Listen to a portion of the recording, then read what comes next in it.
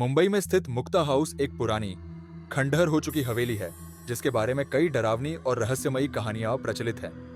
इस हवेली को कभी एक धनी व्यापारी शिवराम दास ने 1940 के दशक में बनवाया था। उस समय यह हवेली अपनी शान और रुतबे के लिए मशहूर थी, लेकिन समय के साथ इस हवेली की चमक फीकी पड़ गई और धीरे धीरे यह जगह वीरान और सुनसान हो गई। कहते हैं कि शिवराम दास की इकलौती बेटी मुक्ता एक सुंदर और मासूम लड़की थी, लेकिन उसकी जिंदगी में एक भयानक मोड़ तब आया जब उसकी सगाई एक स्थानीय जमींदार से तय हुई। मुक्ता इस सगाई से खुश नहीं थी, क्योंकि वह पहले से ही एक युवक से प्रेम करती थी, लेकिन परिवार के दबाव के कारण वह अपनी आवाज को दबा नहीं पाई। एक दिन शादी से कुछ दिन पहले मुक्ता ने इस हवेली के छत से कूदकर आत्महत्या कर ली।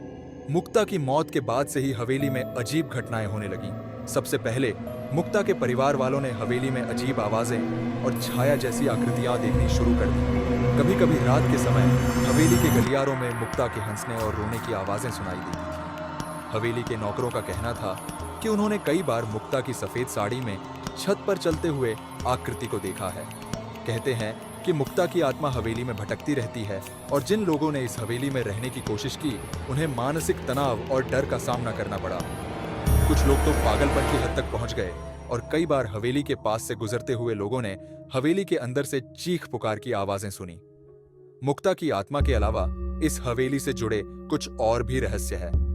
स्थानीय लोग बताते हैं कि इस हवेली में कुछ लोग रात को गायब हो जाते हैं और उनका कोई पता नहीं चलता। कई बार लोगों ने रात के समय हवेली की खिड़कियों में लाल आंखों वाली परछाइयां देखी हैं, जो देखते ही देखते गायब हो जाती हैं। हवेली का यह डरावना इतिहास इतना बढ़ गया कि लोग इसे मुक्ता हाउस के नाम से जानने लगे और कोई भी व्यक्ति यहाँ रात बिताने की हिम्मत नहीं करता। यहाँ तक कि दिन के समय भी इस जगह के आसपास एक अजीब सा सन्नाटा और डरावना माहौल रहता है। कई टीवी चैनलों ने इस हवेली पर शो बनाने की कोशिश की, लेकिन टीम के कुछ सदस्यों ने हवेली के अंदर कुछ असामान्य घटनाओं का सामना किया, जिससे वे डर के मारे शूटिंग छोड़कर भाग गए। आज मुक्ता हाउस पूरी तरह से वीरान पड़ा है और इसे एक हॉन्टेड स्थान के रूप में जाना जाता है। जो भी व्यक्ति इस जगह के करीब जाता है, वह अजीब से डर और बेचैनी का सामना करता है। यह हवेली मुक्ता की दुखद कहानी और उसकी आत्मा की भटकन को हमेशा के लिए याद दिलाती है।